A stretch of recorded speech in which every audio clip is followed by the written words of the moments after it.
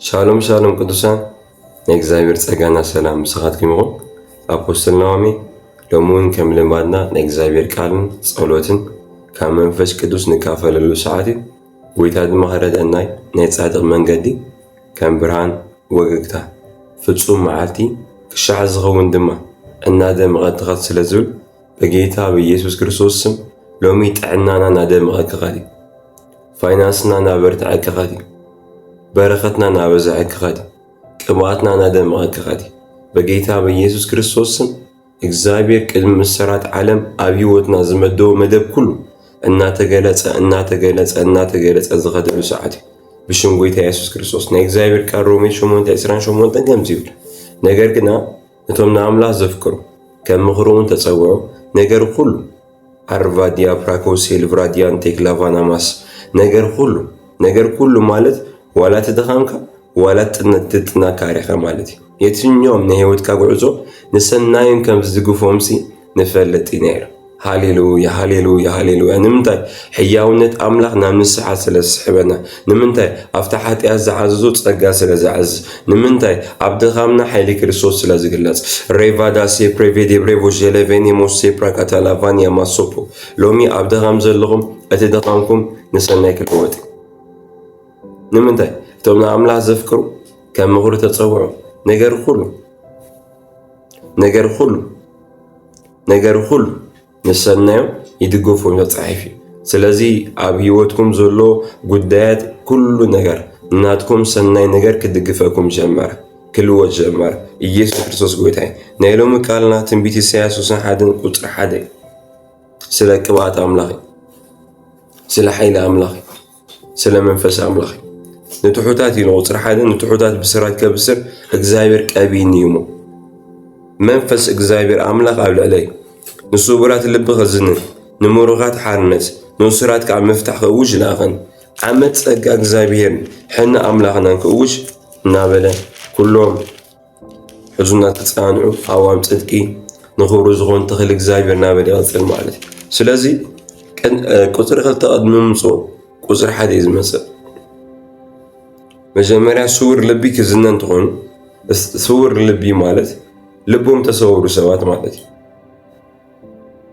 ልቦም ተሰወሩ ኣብ ዝተፈላለዩ ዲፕሬሽን ወይ ድማ ናቶም ዝፈትዎ ሰብ ካብ ህይወት ዝተፈለዮም ብዙሕ ነገር ዘጋጠሙ ስውር ልቢ ይበሃል። ቀፂሉ ምሩኻት ዝበሃሉ ድማ ኣሎ ዝተማረኹ ማለት እዩ። ኮምፕሊትሊ ናይ ሰይጣን ኣሰራርሓ ዝማርኹም ሰባት ማለት እዩ። ቀፂሉ ድማ እሱራት ዝበሃሉ ንእሱራት ከዓ ምፍታሕ ሓቂሉ ብሰይጣን ድማ ዝእሰሩ ሰባት ኣሉ። ስፔሻሊ ፊዚካሊ ሕማም ካንሰር ማእሰርቲ ሰይጣን ኢየሱስ ጎይታ። ስለዚ ስብራት ልቢ፣ ምርኮኝነት፣ እስራት ክፍታሕን ክፍወስን ክንቃል እንዳሕር ትኾኑ መጀመርያ ተዳትብል ታዘንበብኳ ቃል ንትሑታት ብስራት ከብስር እግዚአብሔር ቀቢኒ እግዚአብሔር ቅበካሉ እግዚአብሔር ቅባት ክበካሉ ኢየሱስ ጎይታ እግዚአብሔር ቅበካሉ እግዚአብሔር ቅባት ክበካሉ ቅባት ካብቲ ቅዱስ ኣለና ኣብ ውሽጥና ዝነብር ቅባት ኣሎ ስሙ ድማ መንፈስ ቅዱስ ይበሃል። ግን ድማ ናይቲ መንፈስ ቅዱስ ዝወሃበና ሓይሊ ዝበሃል ኩሉ ኣማኒ መንፈስ ቅዱስ ኣብ ውሽጡ ኣሎ። ኩሉ ኣማኒ ግን ሓይሊ መንፈስ ቅዱስ ለቢሳ ይመላለስን ዝዋሲ ኣብ ህይወቱ ብዙሕ ሕማቕ ነገርና ብዙሕ መከራ ዘጋጥሞ ማለት እዩ።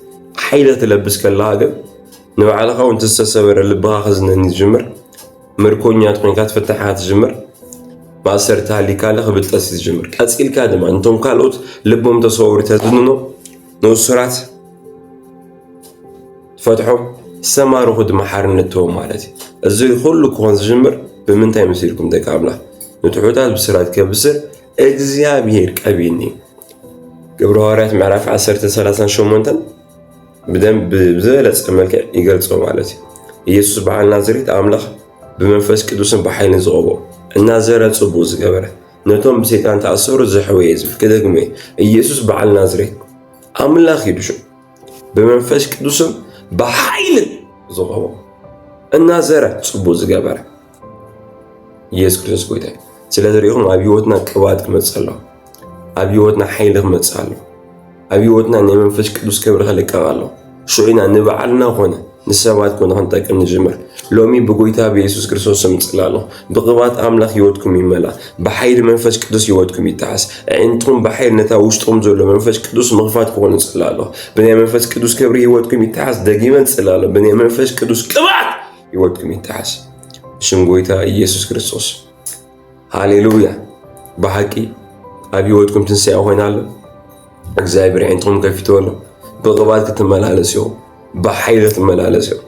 እግዚአብሔር ብስልጣኑ ህይወትኩም ክግለጽ እዩ። ናይ እግዚአብሔር ጸጋና ሰላም ድጋሚ ብዝሓልኩም ክብሪ ኩሉ ንኢየሱስ ይኹን። ኣሜን።